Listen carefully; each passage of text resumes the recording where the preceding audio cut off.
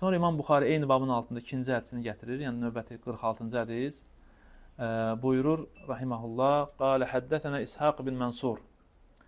İshaq bin Mansur bizə rivayet etdir. İshaq bin Mansur kimdir? El-Kevsac. İshaq İmam Buxari rivayet edildi. Bəzi yerində burada İbn Mansur keçir, bəzi yerlərdə İshaq keçir. İshaq iki dənə İshaq var İmam Buxari şeyxlərindən. O birisi kimdir? El-Handali, İshaq bin Rahawayh. Hər ikisi siqadır, hər ikisi mühəddisdir və biz qeyd etmişdik ki, adlar oxşayanda nədir? Muhməl deyirlər buna, ihmal. Yəni ki, bu halda da ziyan yoxdur, çünki hər ikisi siqadır. Qalə həddəsən Abdurrazzaq. Abdurrazzaq kimdir? İbn Həmmam Əs-Sən'ani. Məşhur Abdurrazzaq Musannafın müəllifidir, Yəməni, Sənanidir, yəni Yəməndəndir. Bildiyimiz Musannafın Abdurrazzaqın müəllifidir. Qalə əxbərənə Mə'mər. Rivayət edir.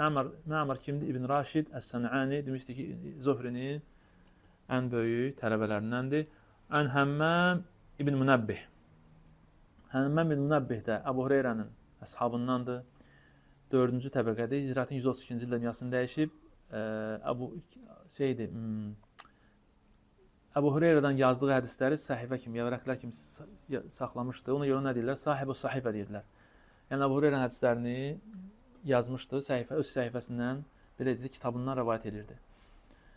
Buyurur ki, qalə ən Əbu Hüreyrətə, Həmmam bin Münabbih buyurur Əbu Hüreyrədən, o da dedi kimdir? Abdurrahman ibn Saxr, məşhur Əbu Hüreyrə. Qalə Rasulullah sallallahu aleyhi ve sellem ki, Peyğəmbər sallallahu buyurdu: İdə əhsənə əhədukum İsləməhu fəkullu həsənətin ya'məluhə yuktabu ləhu bi'əşr əmthəli ilə 700 ضعfin.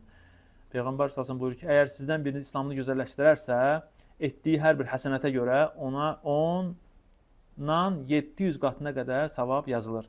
Və kullu seyyiətin ya'məluhə yuktabu ləhu bimislihə. Və hər bir etdiyi seyyiə, pis əmələ görə nə yazılır? Onun mislində, yəni bir seyyiət, bir pislik yazılır. Yəni burada 42-ci hədis.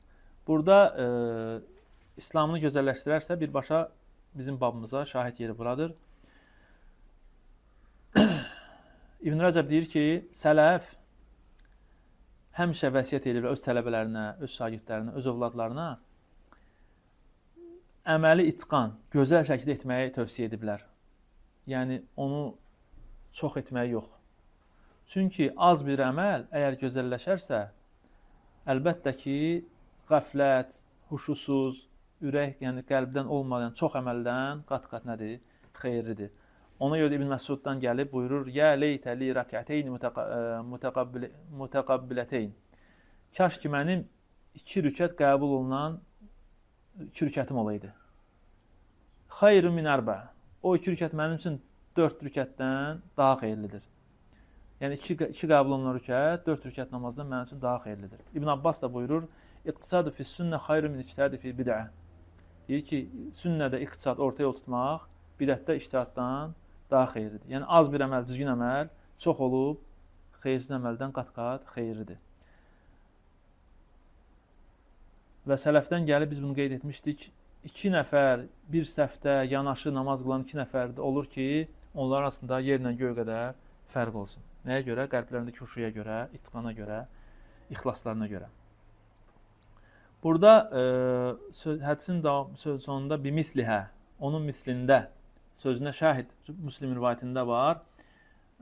Buyurur ki, qalətil mələikət Rabbi zəkə abduke yuridən ya'mələ seyyətən. Üzr istəyirəm, bimislihənin davamı var, hətta yəlqallahə.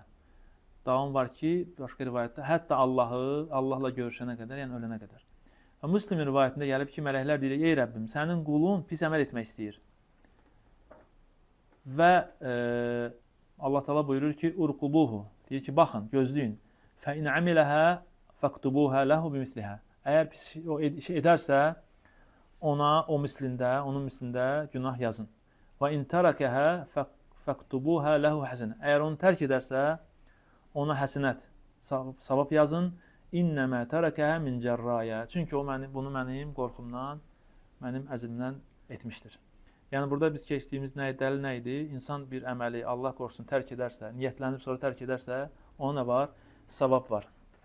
Və bu dəlildir ki, birbaşa əməllərdə niyyət nədir? Şərtdir. Niyyətə görə eyni əməl dəyişə bilir. Həmçinin küfür, hədisdən çıxan faydalardan küfür insanın, qulun yaxşı əməllərinin Allaha çatmasından, ona qəbul olması nədir? Maniyədir. Hətta İslam'a girib küfrdən əl çəkənə qədər. İslam'a girib küfrdən əl çəkərsə, keçmiş günahlar nədir? Savab olaraq qayıdır. Həmçinin həqiqi İslam özündən öncəkiləri nə edir? Silir, tövbə kimi. Həmçinin bunu qeyd etdik, həsənət, savab Allah Taala'nın rəhməti ilə qat-qat fəzilətli olur. Pislik isə yəni artmır, əksinə Allah Taala'nın ədaləti ilə öz yerində qalır. Həmçinin hədisdən çıxartmaq olar ki, biz bir insanın İslam'a girməsindən aldanmırıq, hətta o İslamını gözələşdirməyincəyə qədər. Yəni İslam aldanmırıq deyəndə, yəni o İslamından təkfir etməkdən söhbət getmir. Yəni tam ona hər tərəfli etibar, onun şahidliyini qəbul etmək, ondan hədis rivayəti qəbul etmək yox. Yəni hətta İslamı onun gözəlləşənə qədər. Həmçinin Allah Taala burada hədisdən fayda çıxartmaq olar ki, bir qul üçün onun pis əməllərində, yaxşı əməllərində sayır, qeyd eləyir və onlardan, yəni pis əməllərindən də istəsə keçə bilir.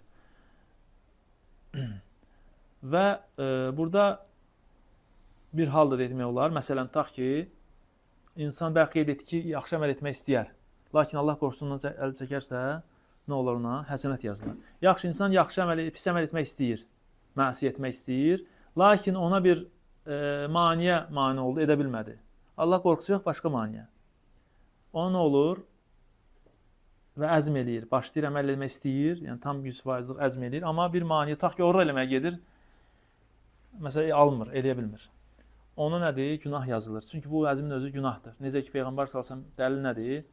O 4 nəfərin hədisi ki, hansı ki, deyir, Allah Taala'nın elm verdiyi, mal verdiyi, elm verdiyi, mal vermədiyi, mal verdiyi, elm vermədiyi və axırda nə elm verən, nə mal verən. Onlar axırıncı, dördüncü nə deyir? Məndə də elm olsaydı, mal olsaydı, mən də pulumu pis yerə xərcləyərdim.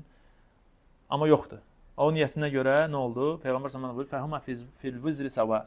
Onlar günahlarla bərabərdirlər. Demək, niyyət böyük rol oynayır. Amma əgər tövbə edərsə, Allah Taala biz qeyd etdik, nə edir? Pisliyi yaxşılığa keçirir. Necə ki, Allah Taala buyurur: "İllə men təbə və əmənə və amilə salihan, əmələn salihan, fəulaikə yubəddilullah seyyiətim həsənət." Tövbə edib, iman gətirib, salih əməl edənlərdən başqa, onların Allah Taala pisliklərini eləyər, həsənətə çevirər. Və başqa halda qeyd etmək olar ki, Allah Taala öz rəhməti ilə bütün bunların üzərindən keçsin. Hətta insan pis əməl etmək istəsə də, edə bilməsə də, Allah Subhanahu ondan neynəsin? Keçsin.